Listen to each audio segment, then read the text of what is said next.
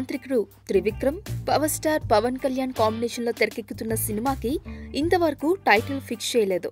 అయితే షూటింగ్ మాత్రం ఎలాంటి ఆటంకాలు లేకుండా జరిగిపోతుంది. కానీ ఈ మూవీ రిలీజ్ విషయంలో మాత్రం ఇంతవరకు క్లారిటీ లేదు. దసరాకి వస్తుందా లేక సంక్రాంతికి వస్తుందా అని అభిమానులు ఆసక్తిగా ఎదురుచూస్తున్నారు.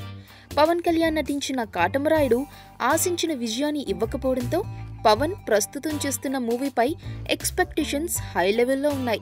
కాబట్టి ఈ మూవీ రిలీజ్ డేట్ విషయంలో జాగ్రత్తగా నిర్ణయం తీసుకోవాలని డిసైడ్ అయ్యారట పవన్ అండ్ త్రివిక్రమ్. అక్టోబర్ 12 లేదా 13 తేదీలలో ఈ చిత్రాన్ని విడుదల చేస్తే 2 వీకెండ్స్ కలిసొస్తాయని ప్లాన్ చేస్తున్నారట.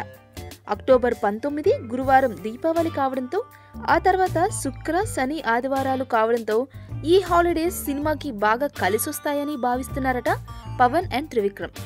మరి ఫైనల్గా వారి సినిమా రిలీజ్ ఈ డేట్స్కే ఫిక్స్ చేస్తారో లేదో వేచి చూడాలి.